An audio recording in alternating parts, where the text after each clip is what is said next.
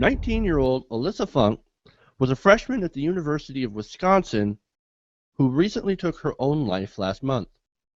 Now, what could drive a beautiful 19-year-old straight-A college student with future dreams of being an anesthesiologist to suicide?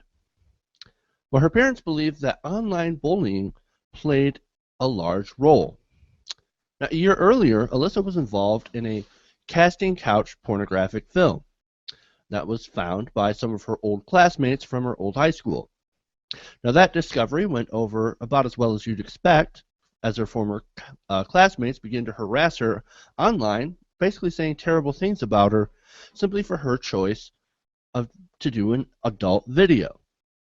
Now, it's important to mention as well that she did also suffer from bouts of depression, and when you add in the fact that she was being bullied because of the porn, it makes for a really, really sad story. So what I want to ask you guys is the question of why does it always seem to be that whenever a woman does an adult video and people find out, she's immediately harassed, slut-shamed, and cyberbullied for it, especially in a place where porn is a massive multi-million-dollar, multi-billion-dollar industry. Why is there this disconnect between people who consume all of this porn and their treatment of those who star in those films and magazines? Sean, you have the strongest feelings about this. I want to start with you. Right. So I'm the one who actually suggested this story because it relates so much to the Bell Knox story we covered earlier. Like, it's kind of eerie how similar these two stories are. The only difference is she didn't come out strong and get the support rallied around her. I don't like the reason why we treat porn actresses so poorly. It's part of it is just the people who know her in her real life are like, oh, it's that girl, and a lot of it is just societal pressure. Like, women aren't supposed to be sexualized, and they're not supposed to do this kind of stuff. And I remember during our last video on a porn star was outed, I talked about how this is the safest option if you wanted to go into sex work. And what I meant by that was, because it's not exactly true, what I meant by that was it's the safest in terms of the work, because you're less likely to be victimized as a porn star in a porn shoot than you would be as a prostitute or a stripper. But in reality, the way that these people find out and they become so vicious and they come after you in your real life, it could be the most dangerous on that level. But I just think that we should stop stigmatizing the people in the porn industry, especially the guys, because I don't know what the numbers are for women. I assume it's 50% to 70% watch porn or have at least seen a porn. But we all know that guys, I don't care if you're in a church, I don't care if you're a priest, I don't care if you're the Pope, watch porn on the regular. You gotta stop bullying these people or harassing these people, and just if you find out somebody you know is doing porn, leave it alone. Yeah, I mean, it is a tragic story, and Sean's right. There are so many eerie similarities between this and the Bell Knox story that we covered about a month or so ago. The real reason why I think, kind of Bell Knox didn't commit suicide, and this girl did, and it may have been just due to kind of the support that Bell Knox had around it, and this girl didn't. But it's right, if a male student kind of did a casting couch porn film, and then he was discovered by some of his friends or his classmates, he'd be getting high fives, they'd be cheering on, saying, oh, that's awesome, you're a porn star. Whereas for a woman, when it comes out, slut shamed and everything. I mean, I do question that, suicide's always an absolute last resort, and in my own mind, okay, I don't suffer from depression and I live a fairly well-off life. I can't envisage what sort of things would be required for me to be driven to suicide. But for the most part, I imagine that probably the most hurtful ones are the ones that are from people that you actually know. Because the online comments, the people that make those online comments, the only reason they make probably the more violent and vitriolic comments is because there is that level of anonymity and distance between yourself and the kind of the target, the person you're going after. Whereas probably the people... the internet fuckwad theory, right? Precisely, and whereas the people who knew her personally, sure, they may have kind of, teased is too light a word, but they might have had a go at her, they might have kind of called her a slut or kind of gone slut.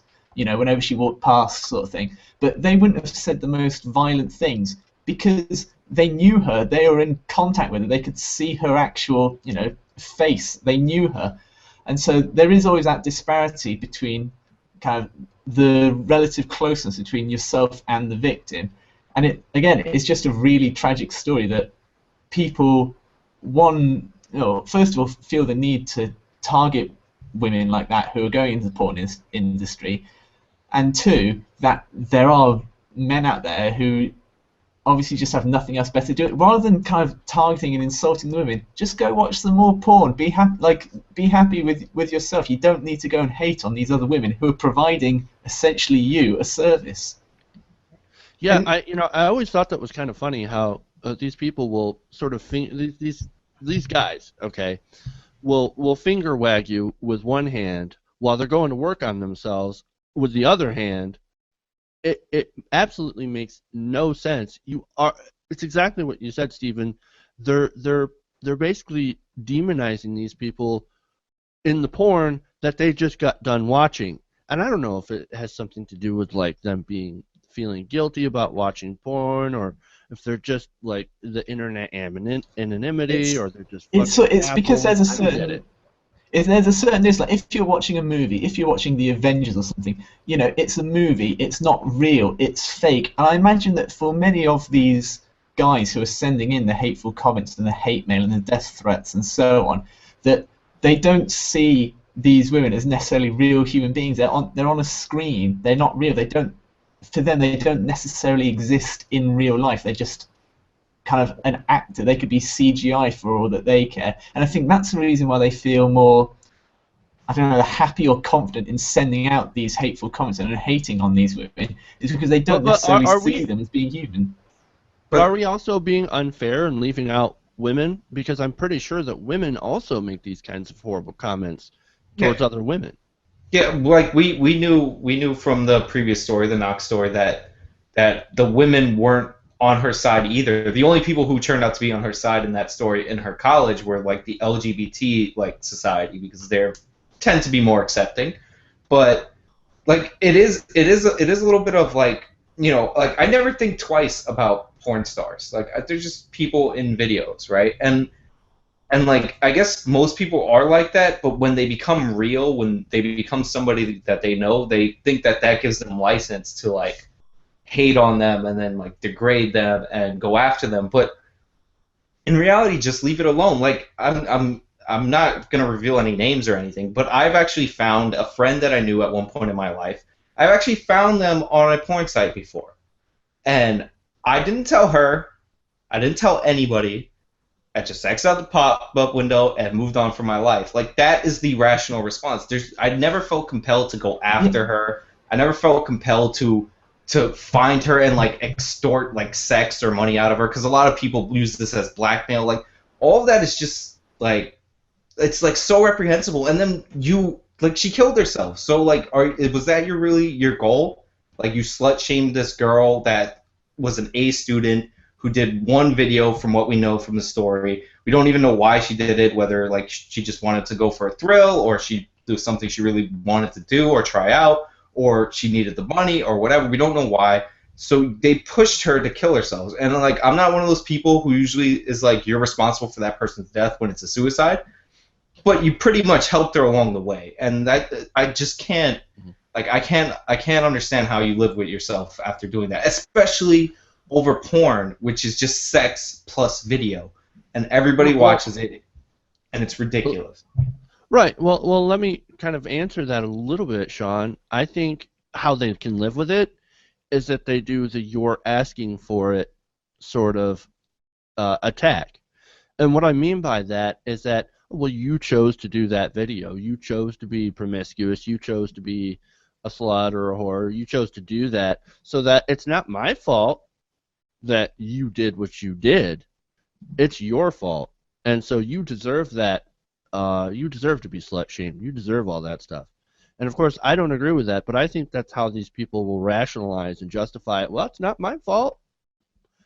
It's her fault. I didn't make her kill herself. I was just pointing out the obvious. And that's what makes this even more reprehensible to me. But YouTube commenters are not YouTube commenters, but there's going to be a lot of commenters that are just going to be like even more vicious that she's dead, and like that's not needed or appreciated. And if you are somebody who is in a situation where you choose to do an adult movie and you get outed, honestly, I would like just find people that support you. Like, don't focus on the negative criticism. Like, one of the great things about the Bell Knox story is that she's trying to help people who are also in her situation. And I actually pulled this story off of her Twitter feed because like she wanted to spotlight it, and she's setting up an organization for kids, college kids who get into these kind of situations. And I know every situation is different, but one of the things that you can do is just come out strong and like be active against it, because if you read Bell Knox's XO Jane article, you realize how similar these two girls were. The only difference is that this girl felt alone, and Bell Knox like came out strong, and a lot of people rallied around her, or enough people to kind of quell the haters. So, like, if you're depressed, I just had to point that to bring that back, that she did have a problem with depression as well, which maybe had that been treated, and we don't know if it went untreated, but maybe a little bit of help would have helped her out, helped her get through the criticism, which shouldn't have been there in the first place, but at least maybe something to help her get through that depression might have helped her stay alive. Right. And there's going to be people who say, well, she was depressed and that's why she killed herself. It really had nothing to do with this. Her last 2 tweets were related to her porn. Like, you should look into that. Like, if you're one of these people who bullied her and you're trying to justify it, well, she was depressed anyway. Like I said, you might not have pulled the trigger, but you helped her along the way. Exactly. Things get to you so much more if you're depressed, and especially stuff like this, the cyberbullying and the slut-shaming and all that stuff. It may not have directly caused it, but it certainly added to it and did not help. So this is just a sad story all around, and I wish people would realize that the people that they see on their computer screens and their TVs are actual people with actual problems and have just as much right to be free of harassment and slut shaming and bullying as anybody else. And if you want to support Bell Knox's group or other groups that help kids in these kind of situations, I say kids even though they're adults, but like young people in these situations, then we'll try our best to like put that in the description. Yeah. So it's just a horrible story, and I felt like it connected to something we covered before, and that's why I want to go over it.